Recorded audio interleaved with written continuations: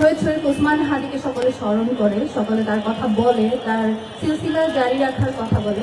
এই সিলসিলাটা জারি রাখার পূর্ব শর্ত হচ্ছে তার বিচারটা নিশ্চিত করা, এবং এই বিচারটা নিশ্চিত করা এতখানি জরুরি। আপনারা এটা সকলেই জানেন, শহীদ শরীফ ওসমান হাদি শহীদ হওয়ার মাধ্যমে আরো অনেককে বাঁচিয়ে দিয়ে গিয়েছে। তার এক জীবনের বিনিময়ে আরো অনেকের জীবন এখনো পর্যন্ত নিরাপদ আছে। যাদের জীবন নিরাপদ আছে তাদেরকে আমরা সব জায়গায় কথা বলতে দেখি, শহীদ শরীফ ওসমান হাদিকে স্মরণ করতে দেখি, তার কথা বলে ভোটও চাইতে দেখি, কিন্তু তার বিচারের কথা বলতে দেখি না। তো এটা আমার আক্ষেপের জায়গা। যেহেতু এখানে অনেক মিডিয়া আছে, তার থ্রুতে আমি জানালাম যে আপনারা যতবার শহীদ শরীফ ওসমান হাদিকে বেচবেন, বেচার পাশাপাশি তার বিচারটাও দাবি করবেন। এটা আপনার জীবনের জন্যই বেশি জরুরি, বাংলাদেশের স্বাধীনতা সার্বভৌমত্বের জন্যই জরুরি।